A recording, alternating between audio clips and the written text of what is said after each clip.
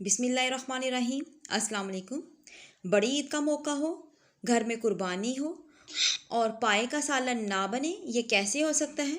अगर आप मज़ेदार खुशबूदार पाए बनाना चाहते हैं तो ये रेसिपी आप ही के लिए है।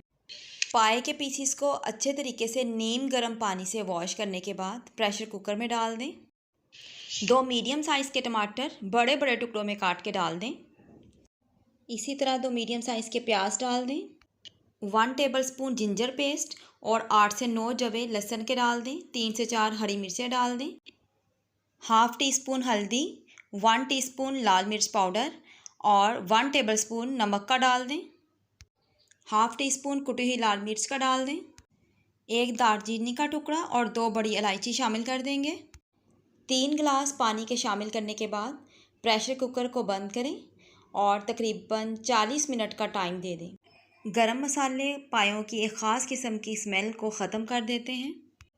40 मिनट गुजरने के बाद पाए तकरीबन गल चुके हैं, पानी भी खुश्क हो चुका है। आप टमाटर के छिलकों को आसानी से रिमूव कर सकते हैं। पायों को मैंने प्रेशर कुकर से निकाल के दूसरे पैन में शिफ्ट कर लिया है। अब हम इनका पानी खुश्क कर लेंगे, टमाटर वगैरह मिक्स हो जाएंगे। जब पानी खुश्क हो जाए तो हम इसमें कुकिंग ऑयल या फिर घी शामिल करके इनको भून लेंगे। थोड़ा सा हम घी या फिर कुकिंग ऑयल शामिल करेंगे क्योंकि पायों के अंदर भी काफ़ी ज़्यादा चिकनाई मौजूद होती है। भुना कुटा ज़ीरा और धनिया शामिल कर देंगे। भुना कुटा ज़ीरा और धनिया शामिल करने से पायों की खुशबू बहुत ज़्यादा बढ़ जाएगी और बहुत ही अच्छी खुशबू आने लगती है। 5 से 7 मिनट के लिए हाई फ्लेम पर अच्छे तरीके से भुनाई कर लेंगे। भुनाई पे आपने कंप्रोमाइज़ नहीं करना, भुनाई आपकी अच्छी होनी चाहिए। जब ऑयल रिलीज़ होना शुरू हो जाए तो इसका मतलब है कि भुनाई हो चुकी है। ये देखें, ऑयल रिलीज़ हो चुका है और अब हम इसमें शामिल कर देंगे पानी। मैं तकरीबन 3 गिलास पानी के शामिल कर रही हूँ। आपको जितना गाढ़ा शोरबा चाहिए आप अपने मुताबिक उसमें पानी शामिल कर सकते हैं। पानी शामिल करने के बाद लो फ्लेम पर इसको कवर कर दें और 15 से 20 मिनट के लिए पका लें।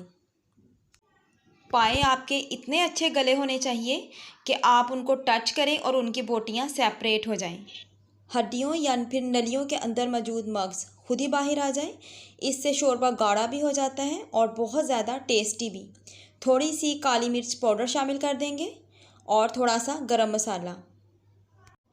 शुरू में जो हम साबित गरम मसाले शामिल करते हैं वो पायों की एक ख़ास किस्म की स्मेल को ख़त्म करने के लिए शामिल करते हैं और एंड पे जो हम मसाला पाउडर शामिल कर रहे हैं ये हमारे शोरबे को मज़ेदार और खुशबूदार बनाने के लिए होता है।